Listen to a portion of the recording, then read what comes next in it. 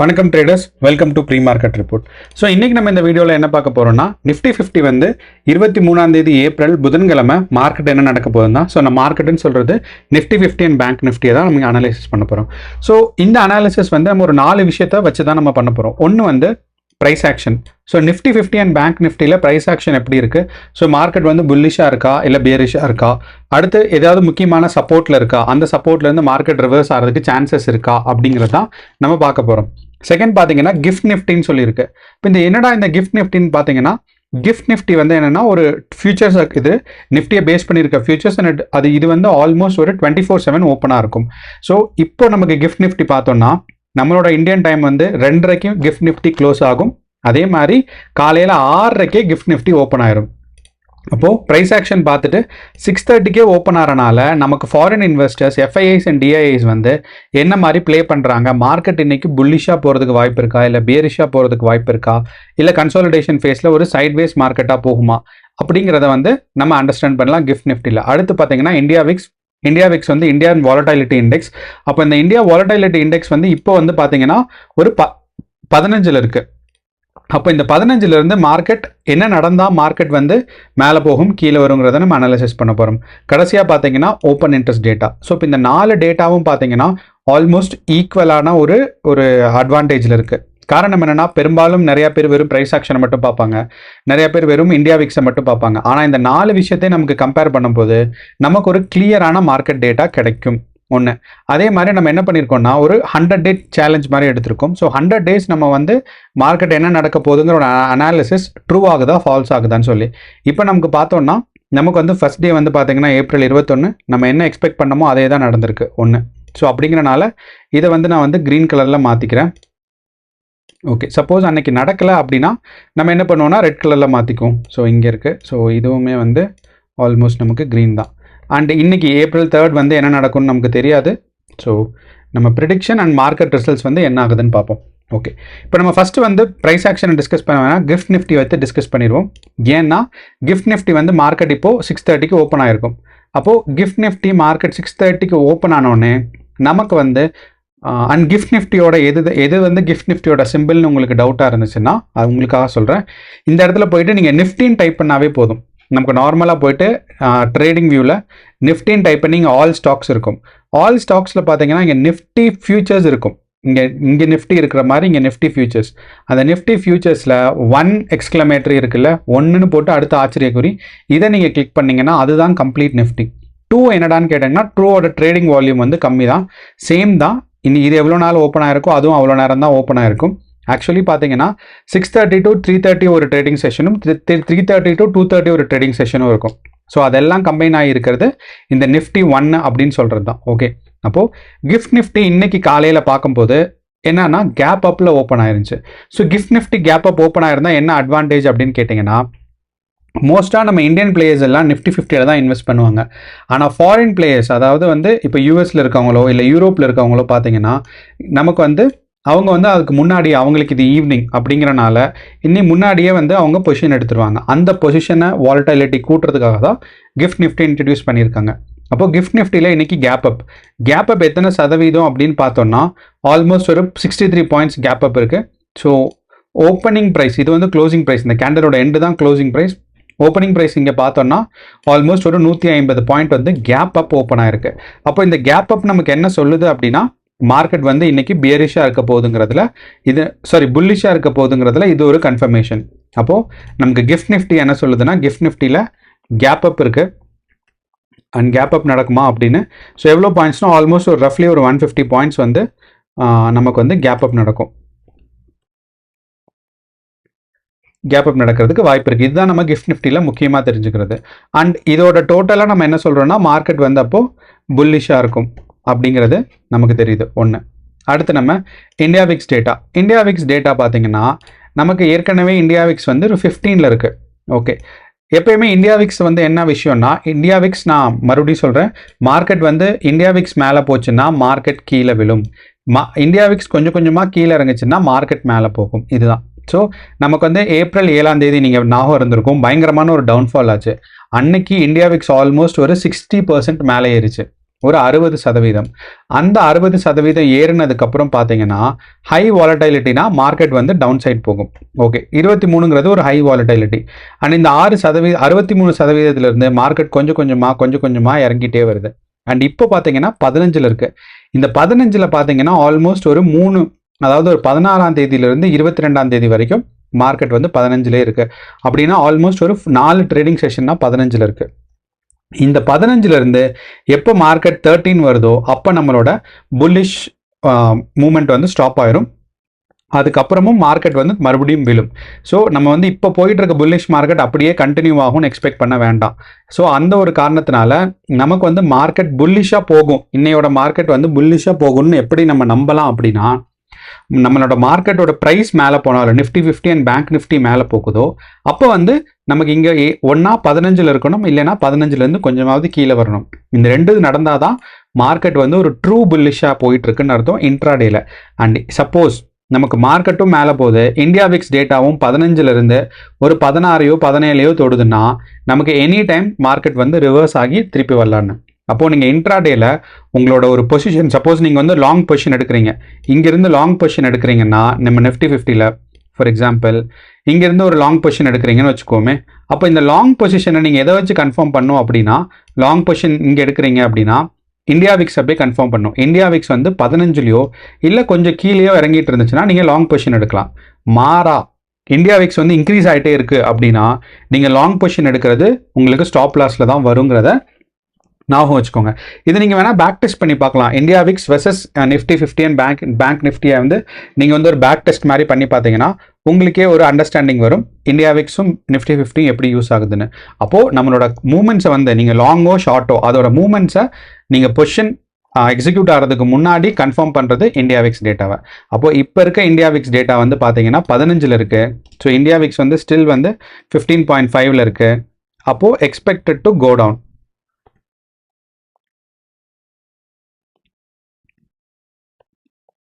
அப்படின்னா நம்ம வந்து புல்லிஷ் மூமெண்ட்டை தான் நம்ம எக்ஸ்பெக்ட் பண்ணுறோம். ஸோ புல்லிஷ் மூமெண்ட்டாக இருக்குன்னா இந்தியா விக்ஸ் டேட்டா வந்து ஒரு 13 நோக்கி போகணும் அப்படிங்கிறது ஒரு முக்கியமான விஷயம். சப்போஸ் இந்தியா விக்ஸ் டேட்டா மேலே போச்சுன்னா நமக்கு வந்து ஆப்போசிட்டாக மாறிடும். இதுதான் வந்து இந்தியா விக்ஸில் இருக்குது. அப்போது இந்தியா விக்ஸ் சொல்லியாச்சு. மூணாவது நம்ம வந்து ஓப்பன் இன்ட்ரெஸ்ட் டேட்டா. நம்ம வந்து ஓப்பன் இன்ட்ரெஸ்ட் டேட்டாஸில் நமக்கு பார்க்குறோம். ஒன்று வந்து நிஃப்டி 50, அடுத்து வந்து பேங்க் நிஃப்டி. இப்போ நம்ம நிஃப்டி 50 பார்க்கும்போது நிஃப்டி 50ல் ஓப்பன் இன்ட்ரெஸ்ட் டேட்டாஸில் நமக்கு ஒரு 3 விஷயம் தெரியும். ஒன்று வந்து பார்த்தீங்கன்னா சப்போர்ட் அண்ட் ரெசிஸ்டன்ஸ் எங்கே இருக்குன்னு. இந்த ரெட் கலரில் இருக்கிறதெல்லாம் கால் ஆப்ஷனோட ஓப்பன் இன்ட்ரெஸ்ட். அடுத்து க்ரீன் கலரில் இருக்கிறதெல்லாம் பார்த்தீங்கன்னா புட் ஆப்ஷனோட ஓப்பன் இன்ட்ரெஸ்ட். இது வந்து ஆப்ஷனோட டேட்டா மட்டும் தான் காமிக்குது. ஓகே, அப்போது இந்த சார்ட் இந்த பாரில் பார்க்கும்போது நமக்கு வந்து எந்தெந்த இடத்துலலாம் ரெட் அதிகமாக இருக்கோ அந்த ப்ரைஸில் நமக்கு ஸ்ட்ராங்கான ரெசிஸ்டன்ஸ் இருக்குன்னு அர்த்தம். அப்படின்னா மார்க்கெட் இங்கேருந்து மேலே போகிறத ஏதோ தடுத்துக்கிட்டு இருக்குன்னு. அப்போ நிஃப்டிக்கு பார்த்தீங்கன்னா 24,200ம் 24,500ம் தான் ஒரு ஸ்ட்ராங்கான ரெசிஸ்டன்ஸாக இருக்குது. ஓகே, அப்போது நம்ம இது ஏற்கனவே இந்த இடத்துல வச்சுருந்தோம். ஸோ இந்த 24,200 இது வந்து நம்ம நிஃப்டி 50ல். ஸோ நிஃப்டி 50 இந்த இருக்கிற ப்ரைஸ் ஆக்ஷன்லேருந்து 24,200 வரைக்கும் மார்க்கெட் புஷ் ஆகலாம். நான் 240க்கு வச்சுருக்கேன். அதுக்கப்புறம் பார்த்தீங்கன்னா 24,500 தான் கரெக்டு. ஓகே, இந்த இடத்துல 24,500. அப்போ இந்த ரெண்டுமே நம்ம வந்து ஒரு க்ரீன் கலராக மாற்றிடுவோம். ஸோ தட் நமக்கு வந்து மார்க்கெட் மேலே போகிறதுக்கு எக்ஸ்பெக்டேஷன் இருக்குது அப்படிங்கிறத நம்ம புரிஞ்சுக்கலாம். ஓகே, அப்போது நமக்கு இங்கேருந்து ஒரு ஃபஸ்ட்டு ரெசிஸ்டன்ஸ், அடுத்து இங்கேருந்து ஒரு நமக்கு வந்து செகண்ட் ரெசிஸ்டன்ஸ் இருக்குது. ஸோ இங்கே இந்த ரெசிஸ்டன்ஸ்லேருந்து மார்க்கெட் வந்து ரிவர்ஸ் ஆகிறதுக்கான சான்சஸ் இருக்குது. அப்போது எப்போ இந்த ரெசிஸ்டன்ஸை டச் ஆகுதோ அப்போ நீங்கள் என்ன பண்ணணும்னா இந்தியா விக்ஸ் டேட்டாவை ரெஃபர் பண்ணணும். ஸோ இந்தியா விக்ஸ் டேட்டா நமக்கு இந்தியா விக்ஸ் கொஞ்சம் கீழே இறங்கிட்டு இருக்கு அப்படின்னா இந்த ரெசிஸ்டன்ஸை ஈஸியாக பிரேக் பண்ணி மார்க்கெட் மேலே போயிடும். இல்லை இந்தியா விக்ஸ் வந்து மேலே போயிட்டுருக்கு அப்படின்னா இந்த ரெசிஸ்டன்ஸ்லேருந்து மார்க்கெட் ரிவர்ஸ் ஆகும். ஸோ நான் மறுபடியும் சொல்கிறேன், இந்தியா விக்ஸ் மேலே போனால் மார்க்கெட் கீழே வரும். வாலட்டிலிட்டி கூடுனால் நம்மளோட எல்லா மார்க்கெட்டுமே ஆப்போசிட் டைரெக்ஷனில் மாறும். அப்போது வாலட்டிலிட்டி குறைஞ்சாதான் நமக்கு வந்து மார்க்கெட் புல்லிஷாக இருக்கும் அப்படிங்கிறத ஞாபகம் வச்சுக்கோங்க. ஓகே, அப்போ இதுதான் நமக்கு வந்து நிஃப்டி 50ல் இருக்க சப்போர்ட் அண்ட் ரெசிஸ்டன்ஸ். அப்போ நமக்கு கீழே வந்தால் மார்க்கெட்டில் எந்த இடத்துல முக்கியமான சப்போர்ட் இருக்குன்னு பார்த்தீங்கன்னா 24,000. அப்போது இந்த 24,000 வரும்போது நம்ம இந்தியா விக்ஸ் டேட்டாவை ரெஃபர் பண்ணோம்னா நமக்கு வந்து மார்க்கெட் இங்கிருந்து ட்ரெண்ட் ரிவர்ஸ் ஆகுமா இல்லை அப்படியே கீழே டவுன்ஃபால் ஆகுமாங்கிறத நம்ம அண்டர்ஸ்டாண்ட் பண்ணிக்கலாம். இந்தியா விக்ஸ் மேலே போச்சுன்னா இந்த வந்து வீக் சப்போர்ட் ஆயிரும். அங்கிருந்து மார்க்கெட் டவுன்ஃபால் ஆகும். இது நம்ம அண்டர்ஸ்டாண்ட் பண்ணது. அப்போ நம்ம பேங்க் நிஃப்டியோட நிஃப்டி 50யோட ப்ரைஸ் ஆக்ஷன் பார்க்கும்போது நிஃப்டி 50 ஒரு ஸ்ட்ராங்கான புல்லிஷ் கேரக்டராக இருக்குது ஒன்று. ஸோ இது வந்து கடந்த லோவஸ்ட் பாயிண்ட்லேருந்து நமக்கு பார்த்தோம்னா ஆல்மோஸ்ட் ஒரு 8% growth இருக்குது. ஓகே, ஆனால் இந்த 8% growthலேருந்து இன்றைக்கி ஒரு 150 பாயிண்ட்ஸ் நம்ம வந்து என்ன பண்ணியிருக்கோம், ஒரு எக்ஸ்பெக்டேஷன், ஒரு கேப் அப் எக்ஸ்பெக்ட் பண்ணியிருக்கோம். அப்போ இந்த 150 பாயிண்ட்ஸ்னால் ஆல்மோஸ்ட் இந்த 22,200ங்கிற ஒரு ரெசிஸ்டன்ஸை தாண்டிடுச்சுன்னா கண்டிப்பாக வந்து மார்க்கெட் வந்து 29,500 வரைக்கும் புஷ் ஆகும் ஒன்று. அண்டு நான் இப்போ சொல்கிறேன், மார்க்கெட் 29,500 புஷ் ஆகிட்டனால ஆல் டைம் ஹைக்கு இன்னும் மார்க்கெட் ரீச் ஆகலை. ஆனால் அந்த ஆல் டைம் ஹை ரீச் ஆனதுக்கப்புறம் கண்டிப்பாக மார்க்கெட் ஒரு புல் பேக் எடுக்கும். அந்த புல் பேக் ரொம்ப ஸ்ட்ராங்காக இருக்கும். நமக்கு வந்து ஏப்ரல் 7ஆம் தேதி இங்கே விழுந்துச்சு பாருங்கள். ஏப்ரல் 7ஆம் தேதி பார்த்தீங்கன்னா மார்க்கெட் ஆல்மோஸ்ட் ஒரு 5% கீழே விழுந்துச்சு. இந்த 5% விழுந்ததை விடையே மார்க்கெட் வந்து ரொம்ப ஸ்ட்ராங்காக கீழே விழும். அதுக்கு நீங்கள் எக்ஸ்பெக்ட் பண்ணி இருக்கணும். ஸோ என்ன கேட்டால் நீங்கள் நிஃப்டி 50லையும் பேங்க் நிஃப்டிலையும் நீங்கள் வந்து வீக்லி எடுக்கலாம், இல்லைன்னா பார்த்தீங்கன்னா ஒரு இன்ட்ராடே எடுக்கலாம். மந்த்லி எக்ஸ்பைரி ஹோல்ட் பண்ணாதீங்க. ஏன்னா இனி ஒரு 2-3 வாரத்துக்கு அப்புறம், மே மாதத்துக்கு அப்புறம் மார்க்கெட் கண்டிப்பாக ப்ரைஸ் கரெக்ஷன் ஆகி ஒரு டவுன் சைட் வரும். அதுக்கப்புறம் தான் ஒரு ட்ரூவான புல்லிஷ் மூமெண்ட்ஸ் இருக்கும். ஸோ எனி மொமெண்ட்டில் வந்து மார்க்கெட் ட்ரெண்ட் ரிவர்ஸ் ஆகிறதுக்கு 100% சான்ஸ் இருக்குங்கிறத ஞாபகம் வச்சுக்கணும். ஓகே, அண்ட் நமக்கு ப்ரைஸ் ஆக்ஷன் பார்க்கும்போது நான் ஏற்கனவே சொல்லியிருந்தேன், இந்த இடத்துல அதாவது இது ஒரு பேஸாக கன்சிடர் பண்ணிக்கும். அண்டு இந்த பேஸ்லேருந்து நம்ம வந்து ஒரு ஸ்ட்ராங்கான எவ்வளோ மூமெண்ட்ஸ் இருக்குதுன்னு பார்த்தோன்னா ஒரு 3% மூமெண்ட்ஸ் இருக்குது. அண்ட் இந்த ட்ரெண்ட் ஆங்கிள் பாருங்கள். இந்த ட்ரெண்ட் ஆங்கிள் வந்து நம்ம எவ்வளவு கம்மி பண்ண ட்ரை பண்ணாலும் 30க்கு மேலே இருக்குது. அப்போது 30ங்கிறது ஒரு நல்ல ஸ்ட்ராங்கான ட்ரெண்டு.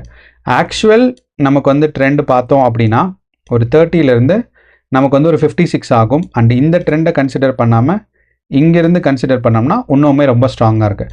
அப்போ இந்த ட்ரெண்ட் ஆங்கிள் பார்த்தீங்கன்னா உங்களுக்கு ரொம்ப ஸ்ட்ராங்காக இருக்கிறனால மார்க்கெட் வந்து இனியும் புஷ் ஆகும். ஸோ கண்டிப்பாக வந்து நிஃப்டி 50யோட ப்ரைஸ் ஆக்ஷன் பார்க்கும்போது புஷ் ஆக தான் போகுது ஒன்று. ரெண்டாவது, இந்த இடத்துல நமக்கு சப்போர்ட் அண்ட் ரெசிஸ்டன்ஸ் பார்த்தோம் இந்த கிராஃப் வச்சு. அதே மாதிரி நமக்கு பிசிஆர் ரேஷியோ பார்த்தீங்கன்னா 0.89 இருக்குது. அண்ட் இந்த கீழே கொடுத்துருக்க பிசிஆர் ரேஷியோ இந்த நம்ம கிராஃப்லேயே பார்த்தீங்கன்னா மேலே இங்கே ஒரு பிசிஆர் ரேஷியோ இருக்குது, கீழே இங்கே ஒரு பிசிஆர் ரேஷியோ இருக்குது. அப்போது இந்த மேலே இருக்க பிசிஆர் ரேஷியோ பார்த்தீங்கன்னா நாளைக்கு எக்ஸ்பைரி இருக்குது பாருங்கள், அதோட ஃபுல் டேட்டாக்கான இது. அண்ட் கீழே இருக்க எக்ஸ்பைரி வந்து கிவன் ப்ரைஸ் ரேஞ்ச், இந்த ப்ரைஸ் ரேஞ்சில் நம்ம எவ்வளவு கொடுத்துருக்கோமோ அந்த ப்ரைஸ் ரேஞ்சை வச்சிருக்க பிசிஆர் ரேஷியோ.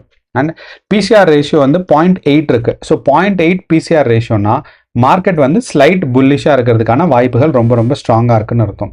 ஓகே, அப்போ ஓப்பன் இன்ட்ரெஸ்ட்டில் நமக்கு ஃபஸ்ட்டு என்ன தெரிஞ்சு 24,500ம் 24,000ம் இருக்குது. ஸோ மார்க்கெட் வந்து மேலே புஷ் ஆச்சுன்னா ஸோ நிஃப்டி 50க்கு என்எஃப்னு போடுறேன்.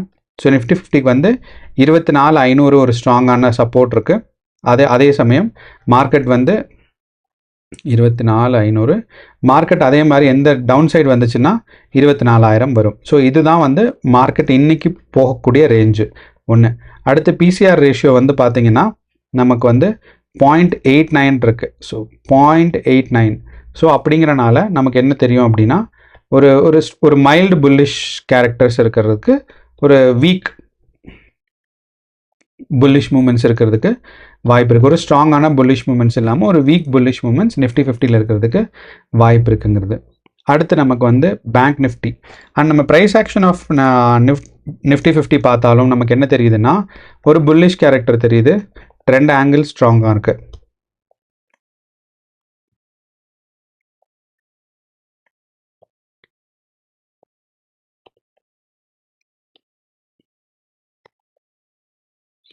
ஏன் நம்ம இதை எழுதி வைக்கணும் அப்படிங்கிறது நீங்கள் என்றைக்காவது யோசிச்சிங்கன்னா, நீங்கள் ஒரு நல்ல ட்ரேடர் ஆகிறதுக்கு உங்களோட ஸ்ட்ராட்டஜியை வந்து நீங்கள் கண்டிப்பாக பேக் டெஸ்ட் பண்ணணும். அண்ட் இது வந்து பேக் டெஸ்ட்டுன்னு சொல்லலாம், இல்லை ஃபார்வேர்ட் டெஸ்ட்டுன்னு சொல்லலாம்.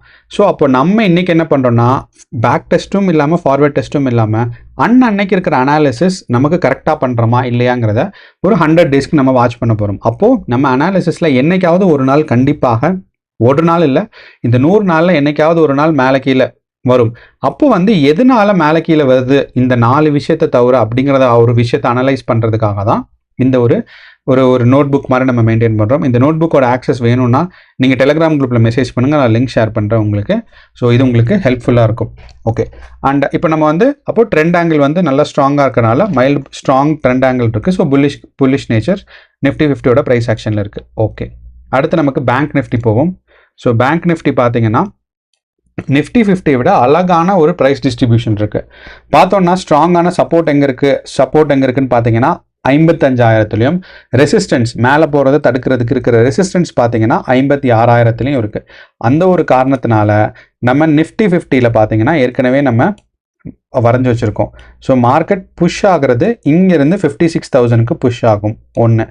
ரெண்டாவது, மார்க்கெட் டவுன்ஃபால் ஆச்சுன்னா 55,000க்கு வருங்கிறத நம்ம தெரிஞ்சு வச்சுருக்கோம். நான் ஏற்கனவே சொல்லியிருந்தேன், நிஃப்டி 50 வந்து பேங்க் நிஃப்டி வந்து ஆல் டைம் ஹையில் இருக்குது. அப்போ இந்த ஆல் டைம் ஹை இருக்கிறனால எப்போ வேணாலும் மார்க்கெட் டவுன் சைடு வர்றதுக்கு நிறையா சான்சஸ் இருக்குங்கிறத நம்ம ஞாபகம் வச்சுக்கணும்.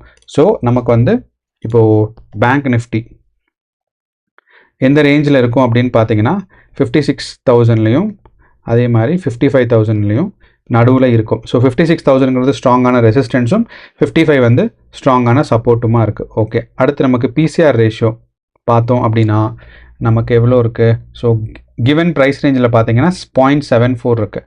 ஸோ பிசிஆர் ரேஷியோ 0.74 இருக்கிறனால strong bullish moment.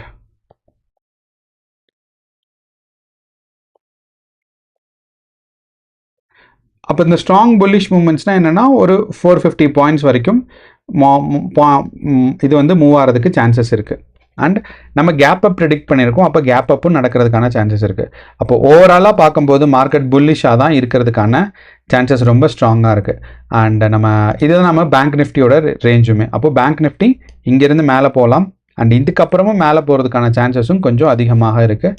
And bank Nifty வந்து ஒரு 150 பாயிண்ட்ஸ் மேலே ஆச்சுன்னா இவ்வளோ தூரம் தான் இருக்கும். ஸோ அப்போ 56,000 தாண்டாது. இப்போ பேங்க் நிஃப்டி வந்து எக்ஸ்பைரி டேக்கு பார்த்தீங்கன்னா பேங்க் நிஃப்டிக்கு இன்னும் ஒரு நாள் தான் இருக்குது. ஸோ நாளைக்கு தான் வந்து பார்த்தீங்கன்னா பேங்க் நிஃப்டியோட எக்ஸ்பைரியும் நிஃப்டி 50யோட எக்ஸ்பைரியும். பேங்க் நிஃப்டி வந்து மந்த்லி எக்ஸ்பைரி ஆக்கிட்டாங்க. அந்த ஒரு காரணத்தினால நாளைக்கு வந்து வாலட்டிலிட்டி ரொம்ப ஸ்ட்ராங்காக இருக்கும். ஸோ மேலே போகிறதா கீழே வரதாங்கிறது இந்தியா விக்ஸ் நமக்கு சொல்லிக் கொடுக்கும். ஸோ இதுதான் நம்மளோட அனாலிசிஸ். ஸோ 4 விஷயம்: price action, gift Nifty, India VIX and open interest. இந்த 4மே பார்த்தீங்கன்னா ஒரு புல்லிஷ் மூமெண்ட்ஸ்க்கான ஒரு இதை தான் இண்டிகேஷன் தான் கொடுக்குது.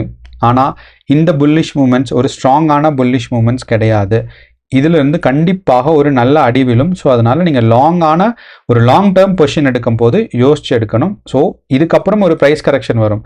அந்த ப்ரைஸ் கரெக்ஷனுக்கு அப்புறம் போகிற புல்லிஷ் மூமெண்ட்ஸ் தான் ஒரு ட்ரூ புல்லிஷ் மூமெண்ட்ஸ். இது வந்து ஒரு ஃபேக்கான புல்லிஷ் மூமெண்ட்ஸ் தான். ஸோ நீங்கள் வந்து கேர்ஃபுல்லாக ட்ரேட் பண்ணணும்.